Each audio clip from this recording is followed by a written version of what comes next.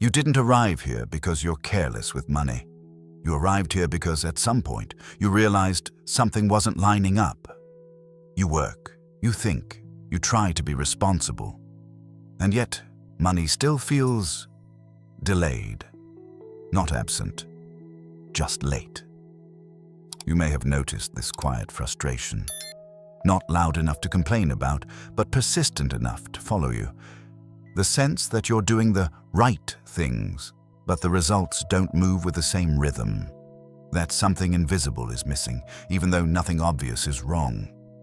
I've seen this pattern repeat itself for years, not just in people who struggle, but in people who are capable, intelligent, and disciplined. People who don't lack effort. People who don't lack motivation. People who, on paper, should already feel financially secure. And what I've learned is this: money rarely stays away because of what you do. It stays away because of what you haven't yet mastered before it arrives. You were never meant to chase money. Money doesn't respond to pursuit. It responds to preparation. Long before money shows up in someone's life, something else quietly settles first. A way of thinking, a way of holding time, a way of relating to uncertainty. These are not tactics. They're not strategies. They're not things you can copy in a weekend. They are skills, and not the kind that look impressive from the outside. You don't see them on resumes. You don't hear people brag about them. They don't create excitement. They create stability. You may have been told that money comes from effort, or intelligence, or timing, or luck. But over time, I've noticed something more precise. Money tends to arrive after a certain internal order is already in place. Before wealth appears externally, there is a quiet internal alignment. You stop rushing outcomes. You stop needing proof. You stop tying your worth to immediate results. And without realizing it, you become someone money can stay with. Because money is not just a reward, it's a responsibility. And it avoids environments that feel chaotic, impatient, or emotionally reactive. If money were a person, it wouldn't be drawn to intensity. It would be drawn to calm. It wouldn't stay where it's needed. It would stay where it's understood. This is where most conversations about wealth miss the point. They start with numbers, tools, or tactics, but they skip the skills that make those things sustainable. The skills that exist quietly, long before income grows, long before assets compound, long before financial freedom becomes visible. You don't build wealth by forcing the future to arrive sooner. You build it by becoming stable enough to wait, and waiting, when done correctly, is not a passive act. It's a skill. You may not realize it yet, but the delay you feel isn't punishment. It's preparation. There are certain capacities you develop when money hasn't arrived yet. Capacities that often disappear once it does. Patience without bitterness. Discipline without pressure. Confidence without validation. The ability to move steadily without applause. These are not accidental traits. They are trained. And the people who eventually become financially free are rarely those who figured out money first. They're the ones who figured out themselves first. Their impulses, their time horizon, their emotional reactions, their tolerance for boredom, their relationship with uncertainty. What I want to share with you in this audiobook is not advice. It's not a formula. It's not a shortcut. It's a set of 8 skills, subtle, unglamorous, and often misunderstood, that tend to be mastered quietly, long before money ever shows up. If you listen closely, you may recognize some of them already forming in you. If you listen patiently, you may realize you're further along than you thought. You were never behind. You were early. And what comes next is not about getting money faster. It's about becoming someone for whom money arriving feels inevitable. Let's begin. Skill 1. Delayed gratification. Without tension, you don't fail financially because you want more. You fail when wanting quietly turns into urgency. There is a difference, and money reacts to that difference immediately. When you feel rushed, it's rarely ambition driving you. It's anxiety, the fear of falling behind, the fear that waiting means missing your chance, the fear that if results don't show up soon, something must be wrong. But what I've seen over and over again is this: money doesn't respond to pressure, it responds to composure. Delayed gratification is often misunderstood. It's not self-denial, it's not forcing discipline, it's not living smaller than you need to. Those approaches create tension, and tension leaks. It leaks into your decisions, into your timing, into what you say yes to, and what you chase too quickly. The skill you're developing here is quieter. It's the ability to wait without feeling deprived, to move steadily without feeling weak, to let time work without constantly asking for reassurance. When this skill settles, something changes inside you. You stop needing quick wins to feel safe. You stop checking outcomes just to calm yourself. You stop asking, "Is this working yet?" And as that need disappears, your decisions become cleaner. You choose opportunities because they make sense, not because they promise speed. You say no without panic. You stay consistent even when nothing exciting is happening. This isn't self-control. It's self-trust. People who eventually build real wealth don't have a higher tolerance for sacrifice. They have a higher tolerance for waiting without anxiety.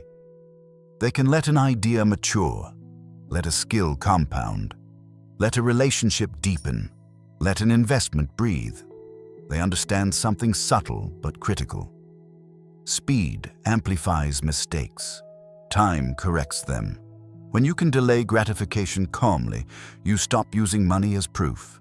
Proof that you're capable, proof that you're on the right path, proof that you're not behind. And money senses that. Because money avoids desperation. It avoids environments where it's expected to perform immediately. Anything that compounds grows quietly at first. Wealth, trust, skill, reputation. The early phase is always boring, always uneventful, always easy to abandon. If you can't tolerate that phase emotionally, you will interrupt the process too soon. You'll force outcomes, you'll switch directions, you'll trade long-term leverage for short-term relief. Delayed gratification, done right, removes that impulse. You stop pulling the plant out of the soil to check if it's growing. You stop demanding results before roots exist. You stop confusing patience with passivity. This skill doesn't make you slow. It makes you precise. You act when action matters. You wait when waiting creates advantage.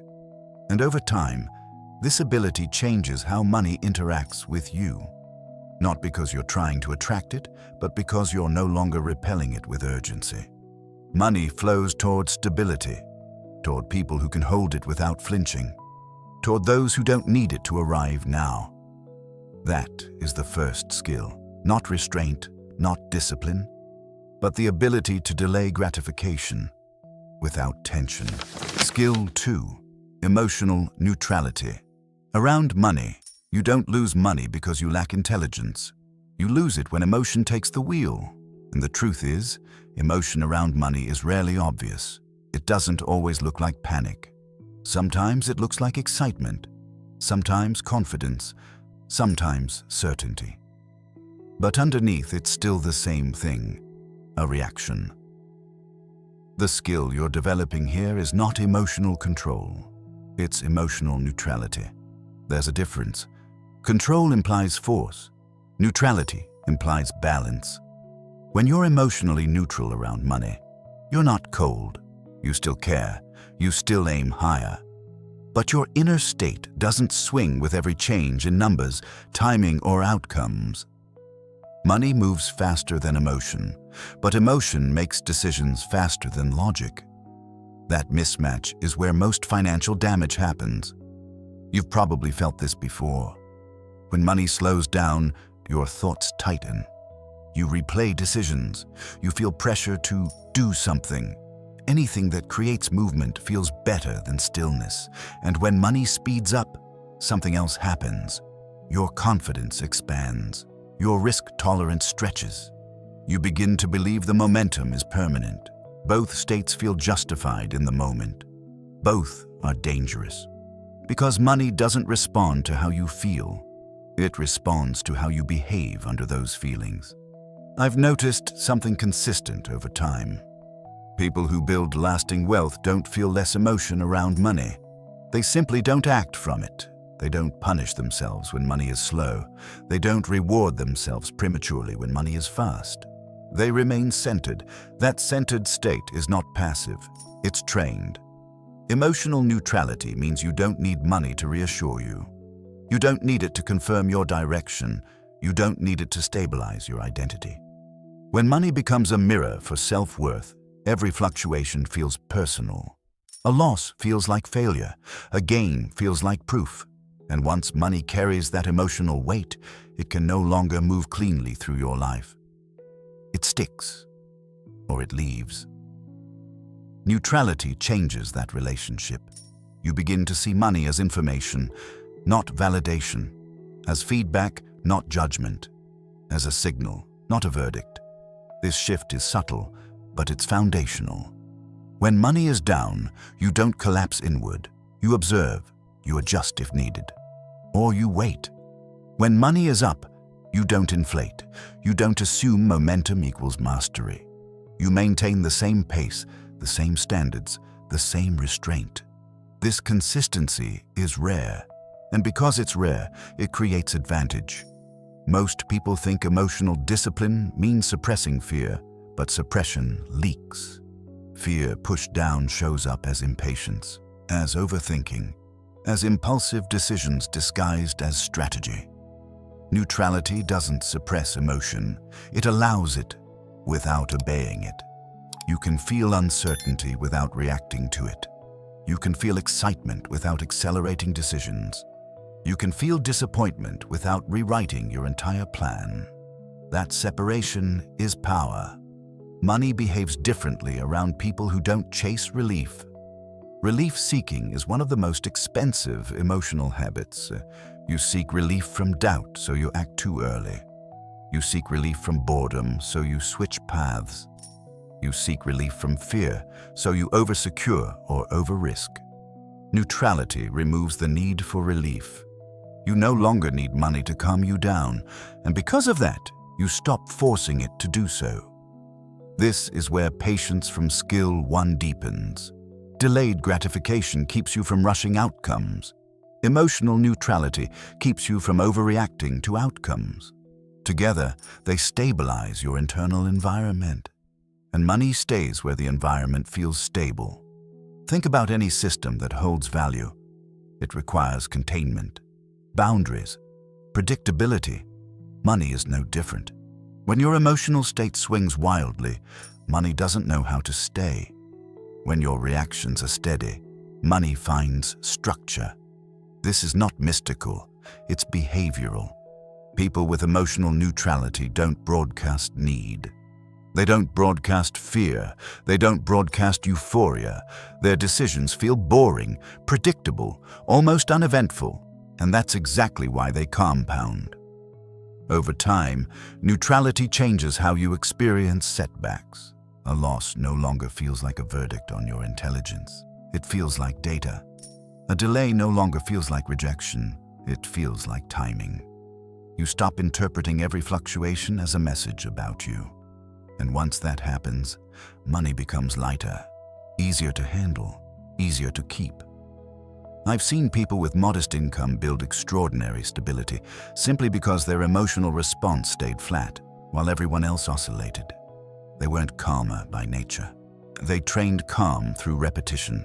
They practiced staying centered when nothing dramatic happened, when something went wrong, when something went right. They didn't ask, "How do I feel about this?" They asked, "What does this require?" That question alone filters out most emotional noise. Emotional neutrality doesn't make you indifferent, it makes you accurate.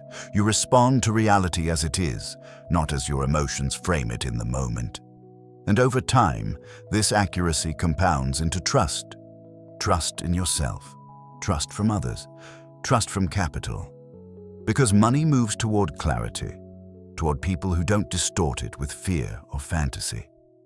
When you master emotional neutrality, money no longer feels volatile. Even when numbers change, your inner ground stays steady. And from that steadiness, better decisions emerge, quietly, consistently, and without drama. That is the second skill, not emotional suppression, not emotional toughness, but the ability to remain emotionally neutral around money, so it can move without resistance. Skill 3. Thinking in decades, not weeks. You don't feel pressure because you're doing too little. You feel pressure because your time horizon is too short. When your mind lives in weeks, everything feels urgent. When it lives in months, progress feels fragile.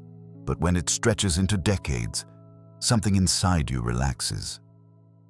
Long-term thinking is not optimism. It's orientation.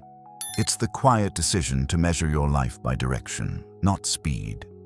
You've likely noticed how quickly impatience sneaks in. A few weeks without visible results and doubt appears. A few months without confirmation and motivation fades. Not because the path is wrong, but because the timeline is misaligned. Money exposes this misalignment faster than anything else. Short timelines create emotional pressure. Pressure distorts judgment. Distorted judgment creates expensive decisions. When you think in short cycles, every delay feels like a warning. Every setback feels like a verdict. Every pause feels like a signal to change course. But when you think in decades, delays lose their emotional charge. They become part of the terrain. You stop asking, "Why isn't this working yet?" and start asking, "Is this still pointing where I want to go?" That single shift changes everything. I've noticed that people who eventually become financially free rarely obsess over short-term outcomes. Not because they don't care, but because they've committed to a longer arc. They know something quietly powerful. Most meaningful results lag far behind the decision that created them. Income lags identity. Trust lags consistency. Compounding lags patience. When you expect immediate returns from long-term actions, you create unnecessary friction. You begin doubting processes that simply haven't had time to mature. Thinking in decades removes that friction. You stop treating time like an enemy. You stop racing it. You stop negotiating with it. Instead, you work with it. Long-term thinking allows you to make decisions that feel uncomfortable now, but obvious later. It allows you to invest effort into things that don't offer immediate validation. It allows you to build structures that grow slowly, but predictably. This is why so many people abandon good paths too early. Not because the path was wrong, but because it didn't speak fast enough. When your timeline is short, boredom feels dangerous. When your timeline is long, boredom becomes a signal of stability. This skill isn't about waiting endlessly. It's about placing your attention where time actually creates leverage.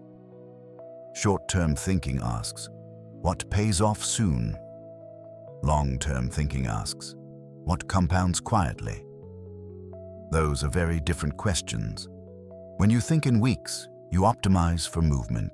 When you think in decades, you optimize for position. You start caring less about appearances and more about foundations, less about momentum and more about durability. This shift reduces noise. You no longer feel compelled to react to every opportunity. You stop confusing novelty with progress. You stop assuming that faster is better. And with that, your decision-making becomes steadier. Long-term thinkers don't avoid action. They avoid unnecessary action. They understand that consistency beats intensity when time is allowed to do its work. When your horizon extends, pressure dissolves. You're no longer asking life to deliver results on a schedule designed by fear. You're allowing outcomes to emerge at the pace they naturally require. That doesn't make you passive. It makes you resilient. Because setbacks lose their ability to shake your identity. A bad month doesn't define you. A slow year doesn't invalidate your direction. A delayed payoff doesn't trigger panic. You remain anchored. Money responds well to anchored people. Anchored people don't force outcomes. They don't overcorrect. They don't abandon systems prematurely. They stay long enough for compounding to become visible. This is one of the most underappreciated advantages in wealth building, the ability to stay with something beyond the phase where most people quit. Long-term thinking also changes how you interpret risk. Short timelines magnify risk. Long timelines contextualize it. What looks dangerous over weeks often looks trivial over decades. What feels like failure now often becomes irrelevant later. When you zoom out, the emotional weight of individual outcomes shrinks. You don't attach your sense of progress to every data point. You attach it to trajectory, and trajectory only reveals itself over time. This perspective frees you from the constant need for reassurance. You stop checking results to calm yourself. You stop adjusting plans just to feel productive. You stop confusing motion with advancement. Instead, you focus on staying aligned. Aligned with values. Aligned with direction. Aligned with the version of yourself you're becoming. I've seen people with fewer resources outperform those with far more, simply because they were willing to think longer. They didn't rush. They didn't chase. They didn't panic when progress went quiet. They trusted the arc, and over time, that trust translated into better decisions, fewer mistakes, and more stability. Long-term thinking also protects you from comparison. When you measure yourself in decades, other people's timelines lose relevance. Someone else's sudden success doesn't destabilize you. Someone else's visibility doesn't pull you off course. You know that surface-level outcomes say very little about where someone will be 10 years from now. That knowledge creates peace. Peace creates patience. Patience creates consistency. Consistency creates compounding. This is why long-term thinking is not a mindset you adopt once. It's a skill you practice daily. Every time you choose alignment over urgency. Every time you resist the urge to pivot too quickly. Every time you allow time to work without interference. You train your nervous system to trust the future. And when you trust the future, you stop forcing the present. Money feels safer around people who don't need immediate proof. It moves more freely where it isn't asked to justify itself constantly. Thinking in decades doesn't mean ignoring the present. It means placing the present inside a larger frame. You still act, you still adjust, but you do so without pressure. That pressurelessness is rare. And because it's rare, it becomes an advantage. This is the third skill.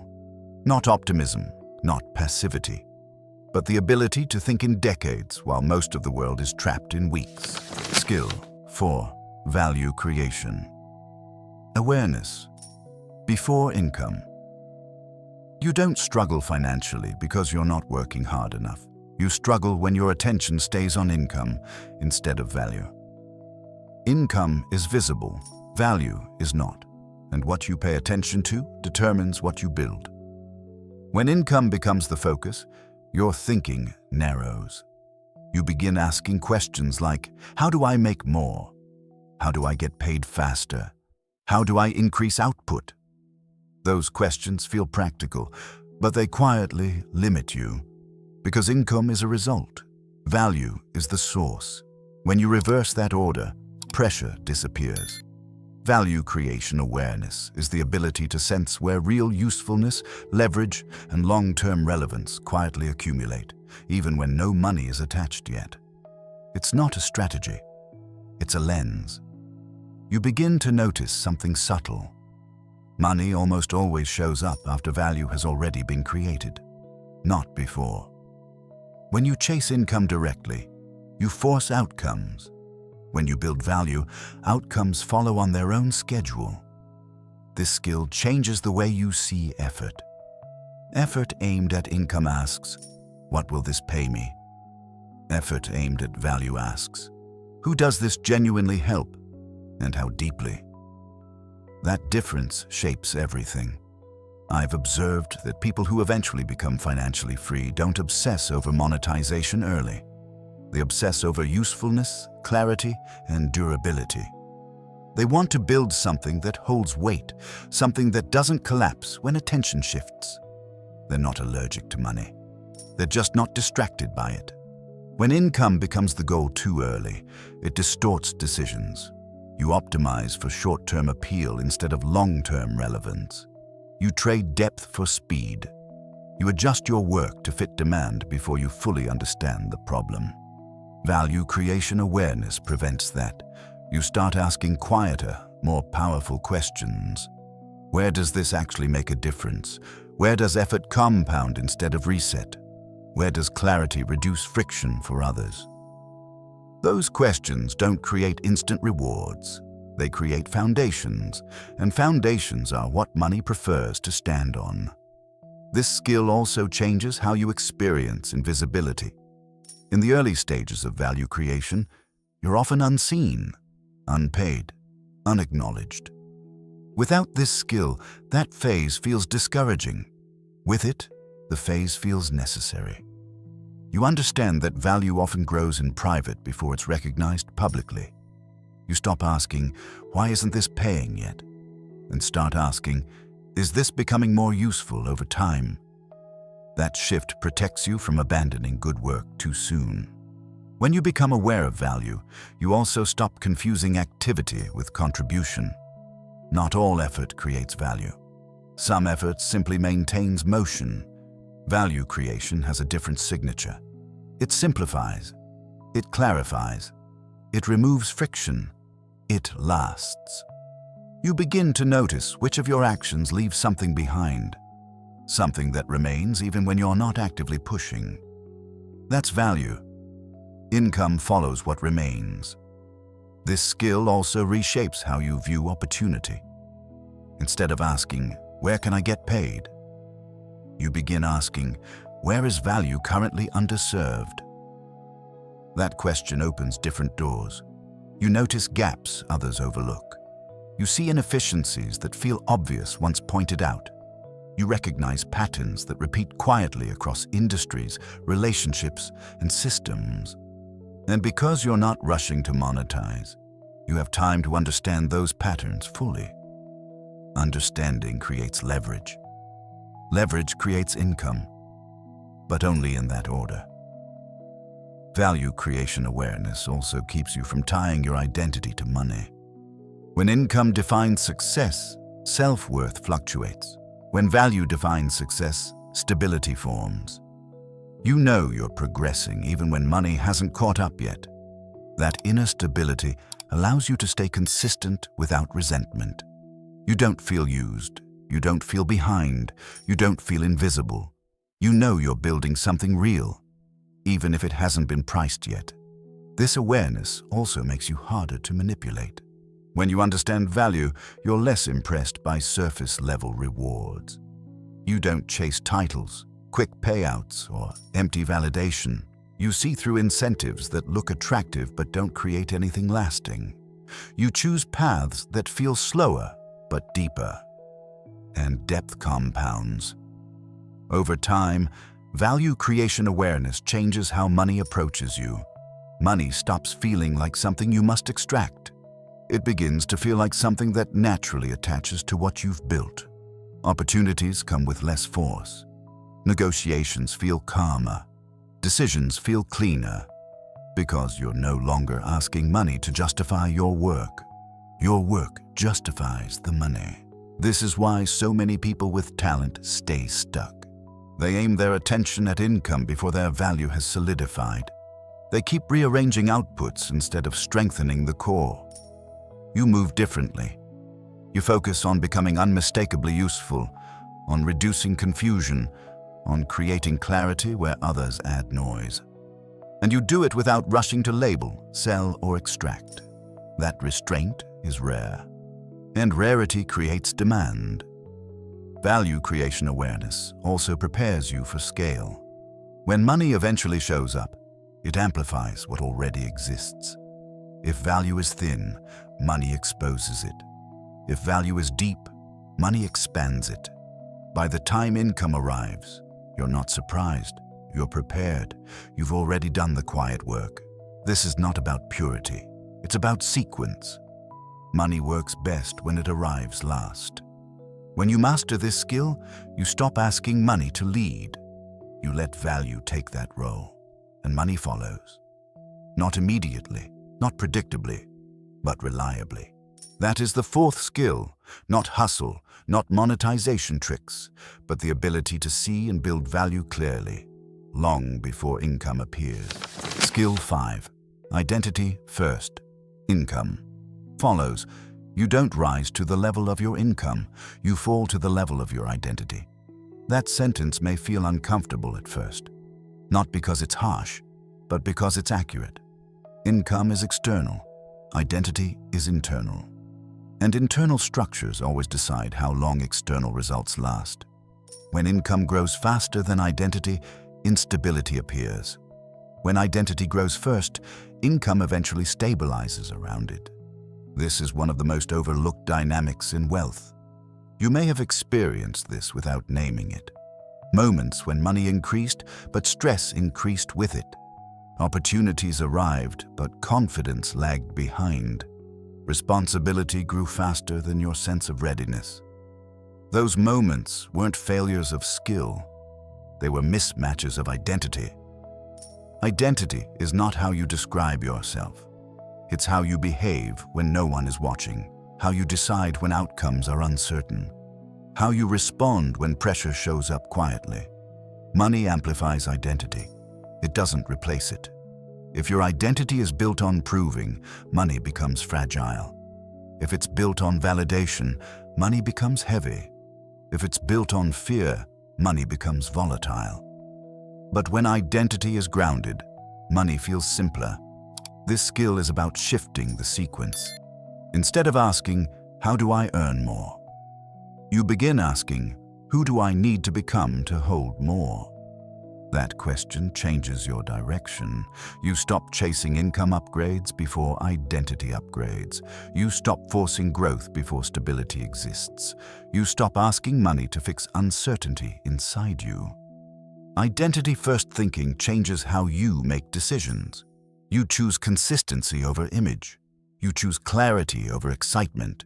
You choose alignment over approval. These choices don't always look impressive, but they create coherence. Coherence is when your actions, values, and long-term direction point the same way. Money prefers coherence. When identity is unclear, money creates noise. When identity is solid, money flows with less friction. I've seen people double their income and feel more anxious than ever. And I've seen people with modest earnings feel calm, precise, and steadily upward moving. The difference was never intelligence, it was identity. An identity built around growth behaves differently from one built around outcomes.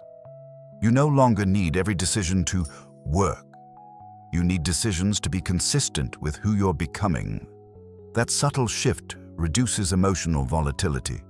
You're less reactive, less defensive, less tempted to abandon your path when things slow down, because your sense of self is no longer tied to immediate results. Identity first also changes how you experience failure. Failure stops being personal. It becomes informational. A missed outcome doesn't collapse your confidence, it refines it. You don't spiral into self-doubt, you adjust without drama. That emotional steadiness compounds over time. When your identity isn't built on winning, you're not afraid of losing. And when you're not afraid of losing, you make better decisions. Money respects that. This skill also influences patience. People who identify as not there yet behave differently from those who identify as becoming. One identity waits for permission. The other continues quietly. When you identify as someone in process, delays don't feel threatening. They feel expected. You stop asking, "Why hasn't this happened yet?" and start asking, "Am I still moving in the right direction?" That question keeps you grounded. Identity-first thinking also protects you from comparison. When income defines identity, comparison is constant. When identity defines direction, comparison loses relevance. Someone else's success doesn't destabilize you. Someone else's pace doesn't rush you. You understand that different identities mature at different speeds. And because of that, you stay focused. This focus allows you to build depth. Depth in skill, depth in judgment, depth in trust. Depth takes time, and identity gives you permission to take that time. There's another quiet benefit here. When identity is stable, money becomes a tool, not a signal. You don't use income to measure self-worth. You don't use numbers to confirm belonging.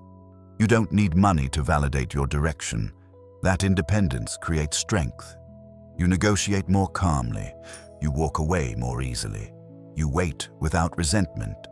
Because money is no longer carrying emotional weight it was never meant to carry. Identity first thinking also prepares you for scale. When income eventually increases, you're not surprised by it. You've already expanded internally. More responsibility doesn't feel overwhelming. More complexity doesn't feel chaotic. More opportunity doesn't feel destabilizing. You're ready. And because you're ready, you don't sabotage it. Many people lose money not because they're careless, but because their identity wasn't prepared to hold it. They out-earned their internal structure. You move differently. You grow inward first. You solidify habits. You stabilize decision-making. You align values with behavior. And then income has something to attach to. This is not about waiting forever. It's about respecting sequence. Identity first, income later. When you reverse that order, you create pressure. When you honor it, you create inevitability. Over time, this skill makes money feel less dramatic. Ups feel manageable, downs feel temporary, progress feels steady, and steadiness is rare. Because most people are taught to chase outcomes, not to shape identity. You choose the opposite. You invest in who you're becoming, even when no one is paying attention yet. Even when the results haven't shown up. Even when the work feels invisible. That investment compounds quietly. And one day, income shows up not as a surprise, but as confirmation. Confirmation of the person you've already become. That is the fifth skill, not confidence, not self-belief slogans, but the discipline to build identity first and let income follow. Skill 6. Risk discipline, not risk avoidance. You don't build wealth by avoiding risk. You build it by choosing which risks you're willing to live with and which ones you refuse to touch. There's a difference. Avoiding risk feels safe, but over time, it creates fragility. Chasing risk feels exciting, but it quietly destroys consistency. Risk discipline sits between those two extremes. It's the ability to engage with uncertainty without gambling your future. Most people misunderstand this skill because they confuse courage with boldness. But boldness often comes from impatience, not strength. Risk discipline comes from clarity. You don't ask, how much could I gain? You ask, what could I permanently lose? That question changes behavior immediately. When your attention shifts to downside, your decisions slow down, not out of fear, but out of respect for longevity. You stop making moves that can end the game, and that alone puts you ahead. I've noticed that people who stay wealthy don't take fewer risks. They take cleaner risks. They avoid situations where one mistake erases years of progress. They refuse environments that reward aggression over survival. They don't confuse confidence with exposure. They protect their ability to stay in the game, because compounding only works if you remain alive long enough for it to matter. Risk discipline also changes how you experience opportunity. You no longer feel pressure to act just because something is available. You don't assume urgency equals importance. You don't confuse scarcity with value. You can walk away calmly. That calmness is often mistaken for conservatism, but it's actually selectivity. You're not afraid of risk. You're allergic to irreversible mistakes. This skill becomes especially important as identity and income grow.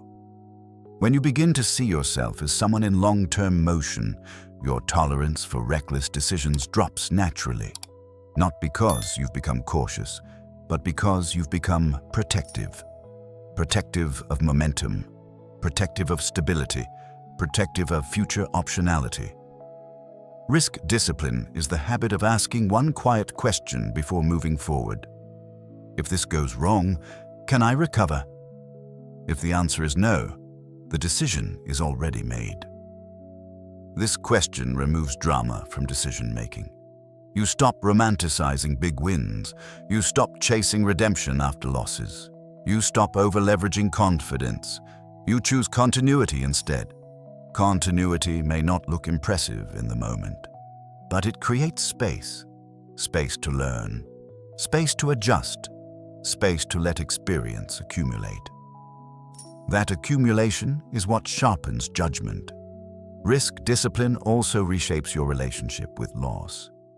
Loss stops being something to avoid at all costs. It becomes something to contain. You allow small losses, you refuse catastrophic ones. This containment protects your psychology. When losses are manageable, they don't distort identity. They don't trigger panic. They don't provoke reckless recovery behavior. You absorb them. You learn. You move forward. People who lack risk discipline don't lose because they're unlucky. They lose because they let one decision carry too much weight. They put themselves in positions where a single outcome defines everything. You avoid that.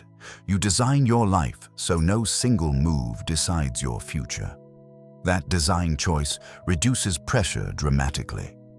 And reduced pressure improves decision quality. This is where emotional neutrality from skill 2 deepens further. Risk discipline requires emotional steadiness. You can't practice it while chasing excitement or relief. You must be willing to sit with nothing happening. That boredom is not emptiness, it's preservation. Risk discipline also changes how others perceive you. You become predictable in a good way, reliable, measured. People trust those qualities. Capital trusts them too. Because money prefers environments where it's not exposed to unnecessary volatility. This doesn't mean you move slowly forever. It means when you move with intention. You size decisions appropriately. You diversify exposure. You avoid stacking risks on top of each other. And most importantly, you don't confuse opportunity with obligation. You don't feel compelled to act just because others are acting. You don't feel inferior for passing on things that don't fit your framework. You know your boundaries. Those boundaries protect you from emotional decision-making. Over time, risk discipline creates a quiet confidence. You're not trying to win big. You're trying to not lose badly. That mindset feels unglamorous, but it works. Because avoiding catastrophic loss gives compounding the time it needs, and time is the most valuable risk mitigator there is. Risk discipline also reinforces identity. You begin to see yourself as someone who plays long games, someone who values sustainability over spectacle, someone who understands that wealth is built by staying consistent, not by being dramatic. That identity influences every future decision. You don't overextend, you don't overpromise, you don't overreact. You stay within your lane and expand it slowly. That slow expansion is powerful because it's rarely reversed. When you master risk discipline, money feels less threatening. You're not afraid to engage with it. You're not desperate to multiply it. You're comfortable letting it grow at a pace that doesn't destabilize you. That comfort is rare, and because it's rare, it becomes an advantage. People who lack risk discipline often appear confident right before they collapse. People who have it often appear boring right before they succeed. You choose boring because boring compounds. That is the 6th skill. Not fearlessness, not caution, but the ability to practice risk discipline.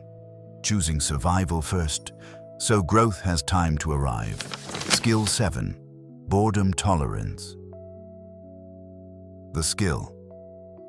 almost no one trains. You don't fail financially because things are too hard. You fail when things become too boring. This is uncomfortable to admit because boredom doesn't look like a problem. It looks harmless, it looks neutral. But boredom is where most long-term paths quietly break. When excitement disappears, most people assume something is wrong. When progress becomes invisible, they start searching for stimulation. When growth slows into routine, they lose interest, and that's where compounding dies.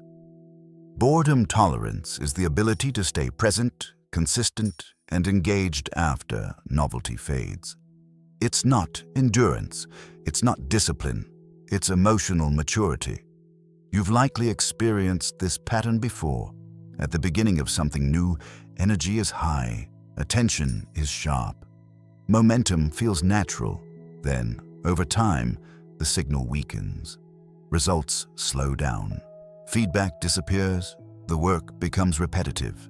And that's when your mind starts wandering. You begin questioning decisions that were clear just weeks ago. You look for alternatives.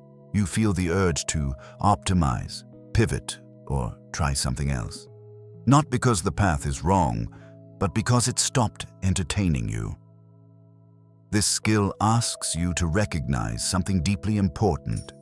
Most things that create real wealth feel boring for a long time. Consistency is not exciting. Repetition is not stimulating. Stability doesn't generate dopamine, but it generates results. When you lack boredom tolerance, you trade effectiveness for stimulation. You chase new ideas instead of letting old ones mature. You reset progress repeatedly without realizing it. From the outside, it looks like exploration. From the inside, it's avoidance. Avoidance of stillness, avoidance of waiting, avoidance of trusting time. People who master boredom tolerance don't do more. They interrupt themselves less. They understand that the middle phase of any worthwhile process feels empty. Not empty because nothing is happening, but because growth has gone underground. Roots don't announce themselves. They grow quietly, unseen, and without feedback. If you require constant stimulation to stay engaged, you'll never stay long enough for roots to form. Boredom tolerance changes how you interpret silence. Silence stops meaning stagnation. It starts meaning consolidation. You're no longer alarmed by a lack of excitement. You're comforted by it, because boredom often signals that systems are working without friction. This is why boredom tolerance pairs naturally with long-term thinking. When you think in decades, you expect long stretches where nothing dramatic happens. You stop demanding novelty from processes designed for compounding. You understand that excitement is front-loaded. Results are back-loaded. Most people quit in the gap between those two. You don't. This skill also protects you from impulsive risk-taking. Boredom often disguises itself as intuition. It whispers, "There must be something better. You're wasting time. You should be doing more." But often, those thoughts aren't guidance. They're discomfort. Discomfort with slowness, with repetition, with delayed feedback. When you can sit inside that discomfort without acting on it, your decisions improve.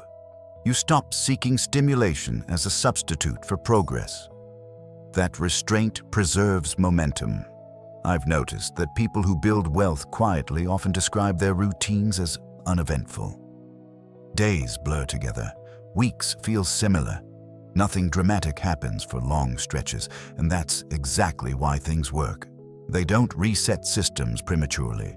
They don't abandon habits that haven't failed. They don't confuse boredom with inefficiency. They stay.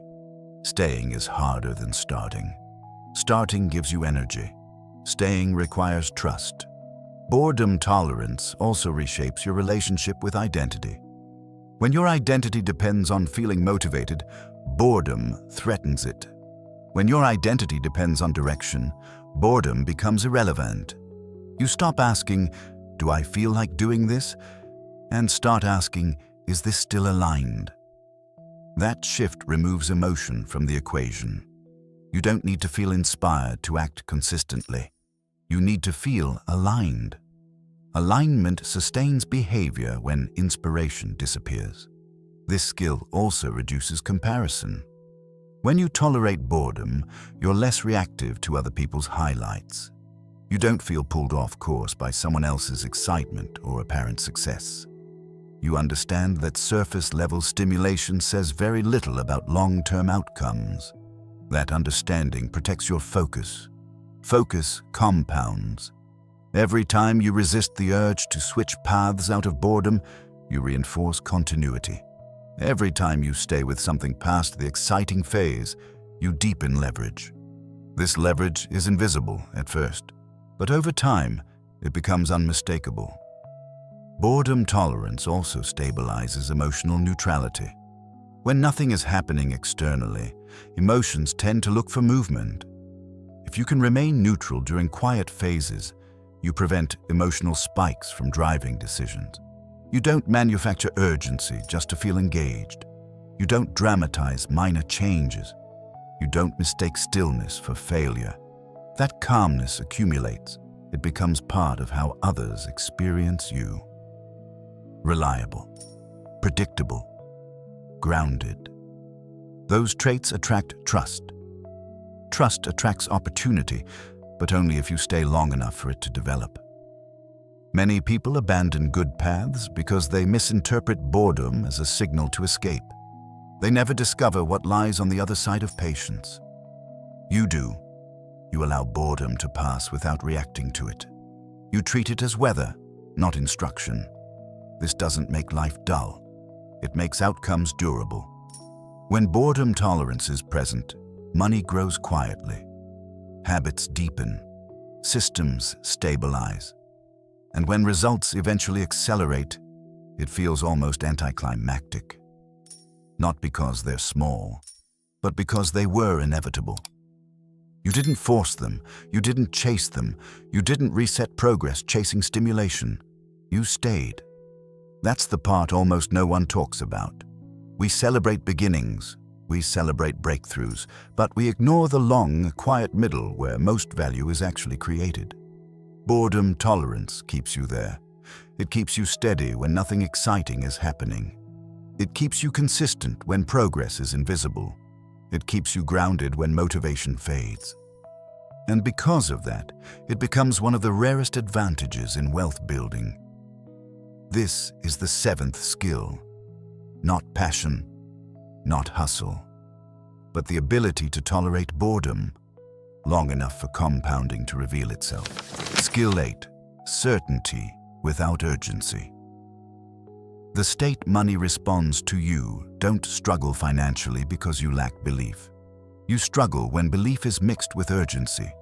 Certainty and urgency are not the same thing. In fact, they cancel each other out. Urgency comes from fear. Fear of missing out. Fear of falling behind. Fear that if things don't move soon, something is wrong. Certainty comes from alignment. Alignment between who you are, what you're building, and the time it takes. Money responds very differently to each state. Urgency repels, certainty attracts. When you're urgent, every decision feels heavy, every delay feels personal, every pause triggers overthinking. But when you're certain, time stops feeling like a threat. You no longer need immediate confirmation. You don't demand proof from the present. You trust the direction enough to let outcomes arrive when they're ready. This skill is the quiet synthesis of everything before it. Delayed gratification removes the rush.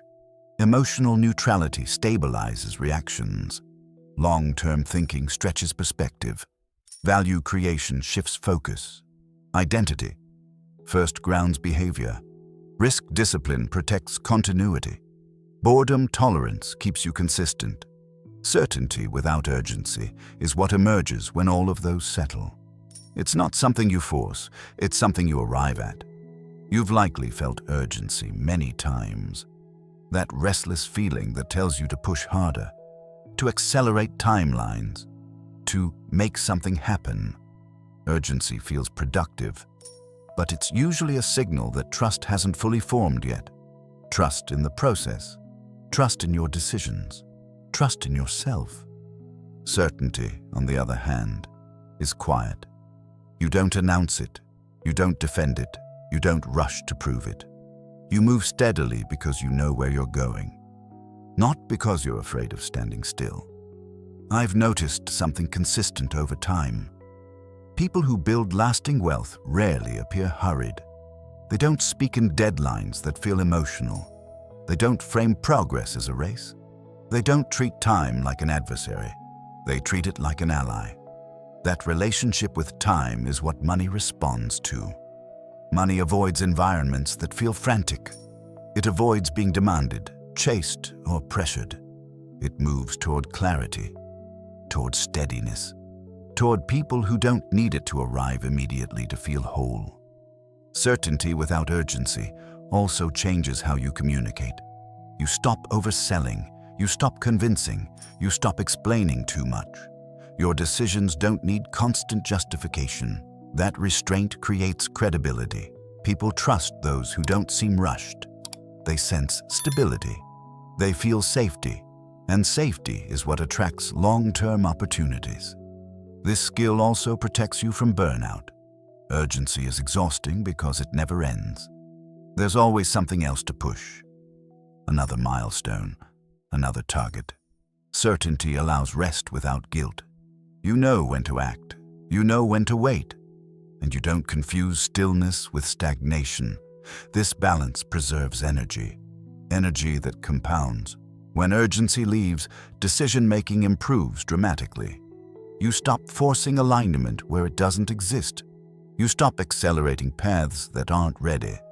You stop mistaking pressure for progress. Instead, you move when conditions make sense. That doesn't mean you move less. It means you move cleanly. Certainty without urgency also deepens patience. Not passive patience, but grounded patience. You don't wait because you're unsure. You wait because you're confident enough not to interfere. That distinction matters. Interference often comes from doubt, from the fear that if you don't push, things will fall apart. But when you're certain, you don't fear collapse. You trust structure. You've built enough internal coherence to know that small fluctuations won't derail you. This inner steadiness changes how money interacts with you. Money feels less dramatic, less emotional, less charged. It becomes transactional again, a tool, not a test. And because you're not asking money to validate you, it no longer resists you. You may not notice this shift immediately. In fact, certainty without urgency often feels anticlimactic. There's no rush, no high, no adrenaline, just clarity. You wake up knowing what matters. You act without panic. You rest without guilt. And over time, that clarity accumulates into something powerful. Momentum without force. This is the state where money tends to arrive quietly. Not as a breakthrough, not as a dramatic turn, but as a natural extension of what's already working. You don't feel surprised. You feel prepared. Prepared because you didn't rush the process. Prepared because you didn't skip steps. Prepared because you became stable before becoming successful. Many people try to manifest money through intensity. They visualize harder, they push faster, they demand results. But money doesn't respond to intensity. It responds to alignment. Alignment between expectation and timeline, between effort and patience, between identity and outcome. Certainty without urgency is alignment embodied. You're no longer asking, when will this happen? You're asking, am I still aligned? As long as the answer is yes, you continue. No drama, no pressure, no rush. That calm persistence is rare, and rarity attracts resources. This skill also completes the psychological loop. You no longer feel behind. You no longer feel late. You no longer feel like you're missing something. You understand that money has its own timing, and that timing respects preparation. You don't wait for money to arrive to feel secure. You feel secure first, and when that happens, money becomes optional, not necessary. Ironically, that's often when it shows up.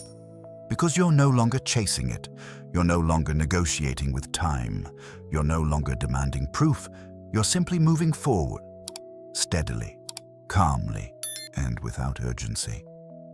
That is the final skill, not belief, not motivation, but the ability to hold certainty without urgency, the state money quietly responds to. And when all 8 skills come together, money no longer feels distant. It feels inevitable. There's one more layer to certainty without urgency that rarely gets talked about. When certainty is real, you stop rehearsing the future in your head. You don't replay conversations. You don't simulate outcomes. You don't mentally negotiate with time. Urgency lives in rehearsal. Certainty lives in presence. When you're urgent, your mind is always ahead of your body, projecting, predicting, worrying about timing. But when certainty settles, you return to where you actually are. You focus on the step in front of you, not the finish line you're trying to force into view. This is why certainty feels quiet. There's no internal noise demanding acceleration, no pressure to optimize every moment, no fear that if you slow down, everything will fall apart. You trust continuity, and that trust changes how you experience progress. Progress no longer feels like something you need to monitor constantly. It feels like something unfolding on its own rhythm. You stop asking life for updates. This is also where control dissolves. Urgency is rooted in the need to control outcomes. Certainty accepts that outcomes arrive through cooperation, not domination. You still influence direction, you still make decisions, but you no longer try to micromanage timing. That release is subtle, but powerful. Because the moment you stop trying to force money's arrival, you stop sending the signal that you're dependent on it. Dependency creates distortion.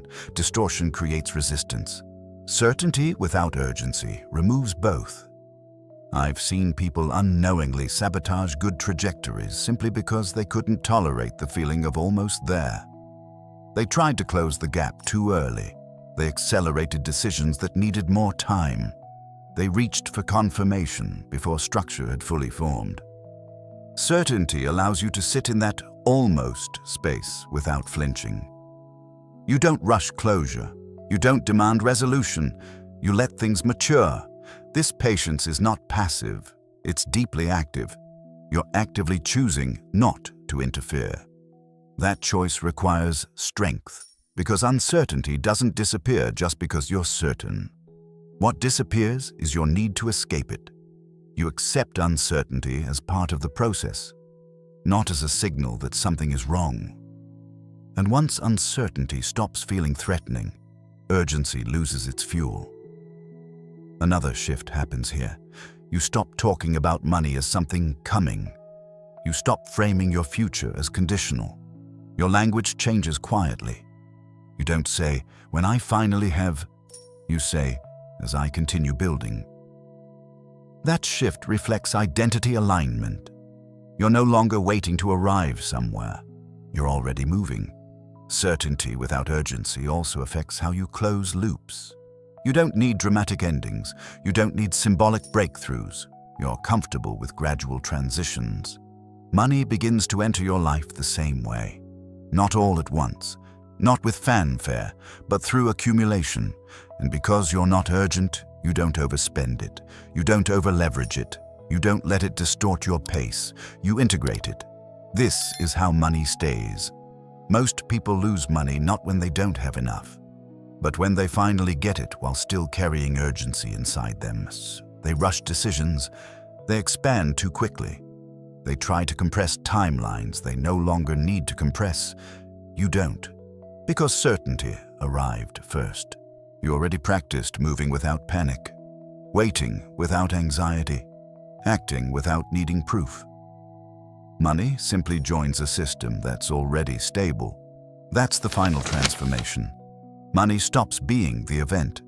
It becomes a variable, and variables are manageable.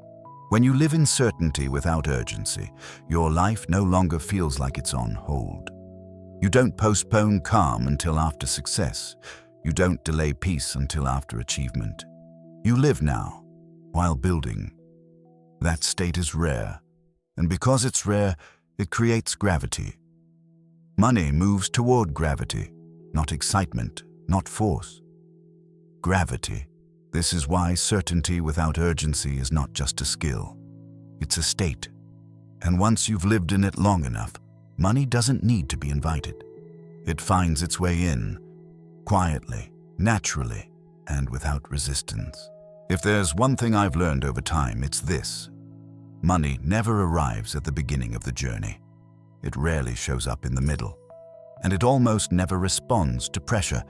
It arrives after something inside you has already settled. You don't notice this at first, because from the outside, it looks like delay, like stagnation, like being late. But from the inside, something very different is happening. You're stabilizing. You're learning how to move without urgency, how to wait without anxiety, how to act without needing applause, how to trust direction more than speed. And that internal shift is invisible until suddenly it isn't. I've watched people spend years trying to figure out money, only to realize later that money was never the thing being tested. What was being tested was patience, emotional steadiness, identity, the ability to stay present during long stretches where nothing exciting happens. Money doesn't avoid you because you're unworthy. It avoids environments that feel unstable. And instability isn't always loud. Sometimes it's subtle. It looks like rushing timelines, second-guessing decisions, needing results to feel okay. As long as money is required to calm you down, it can't settle. That's the paradox most people never see. You don't become calm after money arrives. Money arrives after calm becomes your default state. When you look back at the 8 skills you've just listened to, none of them were about tactics. None of them promised shortcuts. None of them tried to make you rich faster. They did something quieter. They prepared you to hold money, without fear, without distortion, without urgency. Delayed gratification taught you how not to rush outcomes. Emotional neutrality taught you how not to react to fluctuations. Long-term thinking gave you a horizon wide enough to breathe. Value creation shifted your focus from extraction to contribution. Identity, first thinking, grounded your decisions. Risk discipline kept you alive in the game. Boredom tolerance trained you to stay when novelty faded. And certainty without urgency brought everything into alignment. Together, they form an internal structure. And money respects structure. Not excitement, not ambition, not intensity, structure. This is why money often arrives quietly, not as a breakthrough, not as a dramatic turning point, but as a series of moments that feel strangely ordinary, an opportunity that doesn't feel rushed, a decision that feels clear instead of pressured, a yes that doesn't require convincing, a no that doesn't create fear. By the time money shows up, you don't feel desperate for it anymore. And that's exactly why it stays. I want you to understand something important here. If money hasn't arrived yet, it doesn't mean you're behind. It often means you're early. Early in developing patience, early in stabilizing identity, early in learning how to stay present when results are quiet. Most people quit here, not because they can't do the work, but because they misinterpret this phase. They assume delay means failure. They assume silence means stagnation. They assume boredom means they chose wrong. You don't have to make that mistake. Nothing you've heard in this audiobook asks you to do more. It asks you to be steadier, to stop forcing timelines, to stop negotiating with time, to stop using money as proof that you're on the right path. When you no longer need money to validate you, it stops resisting you. This is not magic. It's not manifestation. It's not optimism. It's alignment. Alignment between who you are becoming and the pace required for that becoming to stabilize. I've seen people transform their financial lives not by discovering new strategies, but by removing internal friction. By no longer fighting boredom, by no longer rushing certainty, by no longer needing urgency to feel alive. They didn't change the world. They changed their relationship with time. And time did the rest.